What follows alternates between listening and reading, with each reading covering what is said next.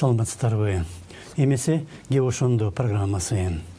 Коронавирус жуккан адамдарын саны Кыргызстанда 550дөн ашты. Демалыш күндөрү дагы 2 адам каза болуп, өлгөндөрдүн саны жетиге жетти.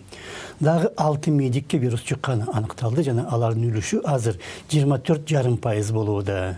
Демейде ири эпидемиялар учурунда инфекция жуккандардын 5тен 1 медик болот. Кыргызстандагы көрсөткүч азыр андан 5%га жогору. Медиктердин коопсуздугу жана дегеле алардын абалы курчуп баратат.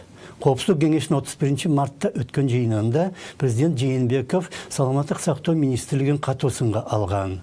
Премьер Абылгазиев мурдагы күнү ишембиде номер 17 ЦСМ менен байланыштуу иликтөө жүргүзүүнү тапшырган.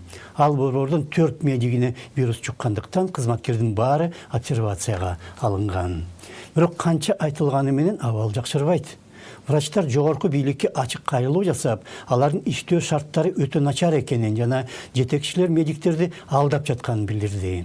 Эпидемиянын биринчи күндөрү алар ооруду деп шектелген адамдар менен катнашканда атайын коргонуучу кийими жок болгон. Андай тобокелчилик үчүн эч кенемте каралган эмес. Ооруп калсаң гана өкмөттөн акча ала аласың.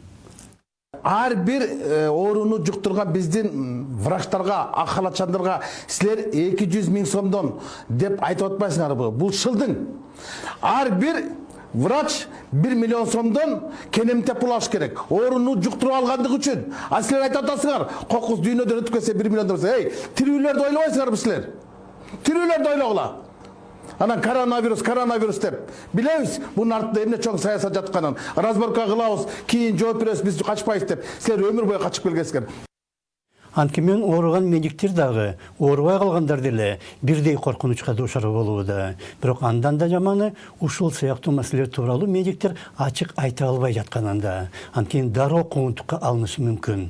Өткөн аптада омбудсмен Токон Мамутов дагы саламаттык сактоо тармагындагы маселелерди ачык көтөрүүдөн медицина кызматкерлери коркот деп билдирген.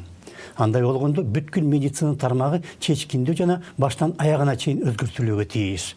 Маселе бар экенин жана чара көрүлүш керек деп президент да, премьер дагы айтып жатса, бирок чара көрүлбөсө бул саботаж. Маселе тууралуу жогорку бийлик айтып коюп, бирок керектүү каражат бөлүп бербесе, медицинадан антип мурдагыдай эле каражат үнөмдөгөндөр жооп берүүгө тийиш. Эпидемия башталгандан бери Кыргызстанга эл аралык уюмдардан $500 миллиард жакын жардам сунушталды. Бул каражаттын кайсы бир бөлүгү сөзсүз медиктерге берилиш керек жана алар жасаган иши үчүн жалдырап акча сурабоого тийиш. Бишкекке жардамга Кытайдан да медиктер келе баштады. Алар өз тажрыйбасы менен бөлүшөт. Бирок маалымат жашырды деп акыркы күндөрү Кытай өзү катуусунга алынууда. Эгер алар билип туруп бурмалоого барса, жаза тартат. Эгер билбестен ката кетирсе, аны түшүнсө болот. Ката деген ката. Билип туруп жазаса, сөзсүз жыйынтык чыгарылат. 1917 жылдан бери мынчалык чыгаша болгон эмес. Коронавирус лабораторияда жасалган деген күнөө азырынча коюла элек. Тек гана инфекция тууралуу так жана толук маалымат жарыяланган эмес. Кытайдын ичинде катуу чаралар көрүлүп жатканда, эл аралык авиакаттамдар токтотулган эмес деп айтылууда. Кытай болсо өткөн аптада коронавирустан мурда айтылып келгендей 3342 эмес, 4632 адам каза болгон деп билдирди жана өлгөндөрдүн үлүшү 4төн 5,6%га жетти.